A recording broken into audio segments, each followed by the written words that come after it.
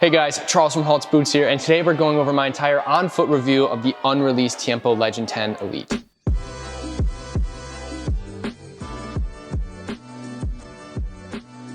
So I know I did a quick review and it was just more of like a, hey, let's check this boot out, let's look at what all these new features are, and kind of just what the outside and maybe a little bit of the inside boot look like. I speculated a lot, had a lot of what ifs, I don't know, I can't tell you, and I know that must have been frustrating for a few of you guys, but that was just because I wanted to get the video out as quickly as possible. I got the boots in that day, got the video filmed, put out, and I just wanted to kind of give you guys that first look and kind of excite you guys about what's coming. And so I gave myself a week to really test this boot. Actually, I think a little bit longer. And I've just been nonstop wearing these, you know, on turf, on grass. I really do think I got a good feel for this boot. And I know a lot of you guys in the comments were saying, oh, looks like it's time to go to Vapors now, or oh, looks like I'm gonna go to Mizuno now because there's no more leather. I would just wait. And I'm only saying that because this boot actually really surprised me in several different ways. And I'm not saying that this is like the Tiempo 9, Tiempo 8s, all the traditional Tiempos we've seen.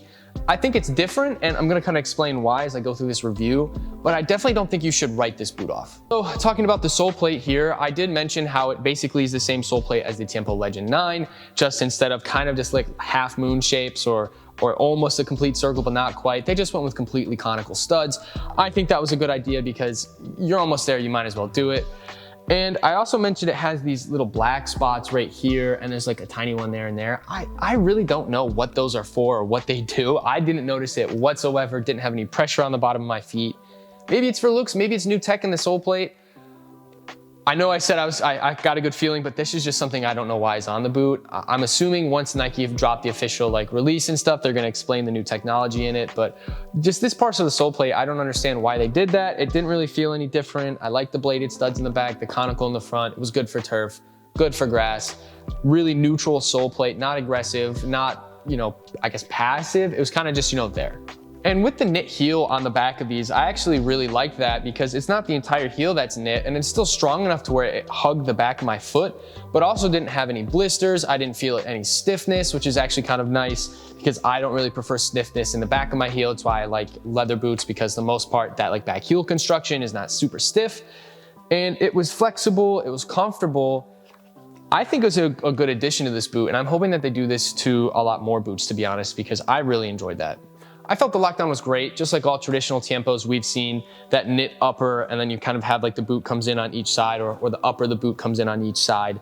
And that, and like most boots, allows your foot to just kind of go in, and it allows some stretching. So if you have wide feet like me, it'll stretch and then you can still tighten the laces. I felt that I didn't have to over tighten. I don't know if it's because of that knit heel in the back, but there was no issues there. My foot kind of just slipped in and felt really just kind of enclosed by the boot, and that's something I appreciated because I really hate when my feet slip around or the lockdown isn't great and I have to really tighten my laces because I don't really like having super tight laces. So that's one thing that was also good about this boot. For sizing, I got my size 9 US, and I wore that in the regular Tiempos and have no issue.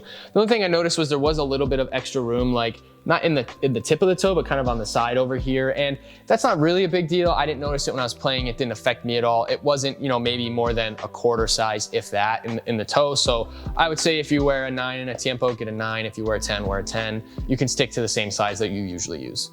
Moving on to the upper, I really did not mind the fake leather whatsoever. I know that's gonna be the most controversial thing, what's pushing everybody away from the Tiempo silo, but I felt it was really comfortable. I felt my touch was great. I didn't feel like I had any problems, you know, with the top of the boot hurting at all anywhere like that, or like hurting my foot like when it wrapped around. I really didn't feel like receiving a pass was a big deal, and I just think it almost really does mimic regular leather. And I mentioned before, it does have that like puffer jacket feeling on the inside of the upper, kind of where this kind of just starts like right here, like here, I'll show you, like right here on the like mid foot, and it goes all the way down to the inside. And that's not something I even felt at all when I had the boots on when I was playing. It didn't feel anything out of the ordinary. So I'm assuming that they're also using that form of technology to kind of also mimic the leather on the inside as well as the outside. And it kind of just overall with those, you know, with this fake leather and then that like puffer jacket material on the inside, just kind of mimics the actual leather, and I think it did a good job. As for the fly touch, I'm still assuming that's what this new leather is gonna be called, or their fake leather. Again, just Nike hasn't released anything yet, so I can't give any further information about that, but I'm assuming it's just the new kind of either upper or the fake leather, or could be like a new kind of like Nike skin maybe. Not entirely sure, but it's just an assumption I have to go on. So in terms of durability for this boot, I'm also not sure how well it'll hold together after a few weeks. I only wore this for a week, but I didn't have any major separation. I did get, and you might not even be able to see it, but there's a tiny little tear at the top of the toe here. I'm assuming I kicked the ground or something. I just noticed it after I was done practicing one day. And I guess it happens to most boots these days. I do kind of drag my feet a little bit when I play, so that could just be the issue that I'm having with, I know I had it with the Copa Pure Plus as well, and maybe another boot, but I think these are gonna retail at $230, $250, whatever the normal Tiempo retails at, and just having them tear that easily is kind of annoying, especially if it's based around like a defender's boot where, you're gonna be tackling a lot, you're gonna be, just all over really abusing your boots. But, it could just be a one-off, it could just be my play style. However, it is just kind of disappointing having that. And so that's about all I have for this boot. So I'm just gonna jump into my overall thoughts and then the video will be done with.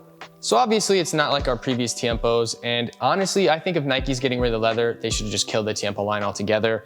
I really don't think that this is a Tiempo at all. It doesn't feel like a Tiempo, and I'm not saying that in a bad way. Yes, it does have this like fake leather upper, and I said I really like that, but I just don't feel like it's a Tiempo anymore. And that's not a bad thing. That doesn't mean everybody should hate this boot. I'm not saying to hate this boot because I don't, but I almost just wish they would have started a new line of fake leather boots and just kind of left the Tiempo what it was instead of, maybe going away from the Tiempo's roots.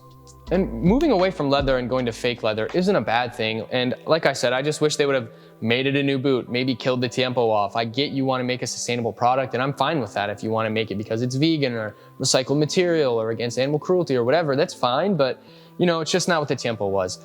And just because it's now a boot that's not leather and fake leather doesn't mean it's a bad boot. Just like the new Puma, I think King is now synthetic leather, and I've heard great things about it. And that doesn't mean I'm gonna keep preaching about this and saying that, hey, you should only wear this fake leather now, because I'm not. I'm still gonna continue to wear my leather 11 Pros. I'm still gonna continue to test leather boots. Like, I like leather boots a lot, but is this a good alternative for in the future if they go away from it? Yes. And like I said in the previous, just regular review, this is gonna open the market for a lot more of these smaller leather brands if they know what they're pushing for. Even Mizuno is gonna continue to kill it with all their leather products. So, maybe Nike is kind of indirectly helping these other brands, which is a good thing. So, I think overall, by going away from leather, doing the synthetic leather, maybe it's gonna hurt them, maybe it won't, but it's also gonna open up doors for other small brands as well. And for the final rating, it's gonna be surprising, but I'm gonna give this an 8.1 out of 10. I really did like this boot. It almost gave me more vibes of like the Magista Opus or the Magista Opus 2, which was still a good boot. I don't care what anybody says, the Magista Opus 2 was a fantastic boot. And I think that's more of what it feels like. It feels a lot lighter. It doesn't feel like you're walking around with Tiempos on, and it doesn't quite feel like a speed boot either, like a Vapor or a Superfly. So I would almost equate it to kind of something in the middle, maybe what the Phantom Venom was. I never had a pair, I've never tested a pair yet, so I can't exactly confirm that, but it's kind of something in between, and I actually really like that because it's not a speed boot, it's not like a quote like Defender's boot or like a heavier leather boot, it's just somewhere in the middle. So I really enjoyed wearing this. I think I'll probably pick up another pair or two of these because I've seen a few of the other colorways and they look pretty fantastic. They're doing an all white pair. I'm definitely not gonna miss out on those again. So yeah, definitely an 8.1, something I would recommend you try before you finally say I'm done with the Tiempos forever, but overall a good boot. As always, guys, thank you for watching. Please make sure to leave a like and subscribe, as well as drop a comment down below and let me know your final thoughts on the Tiempo 10 before it releases.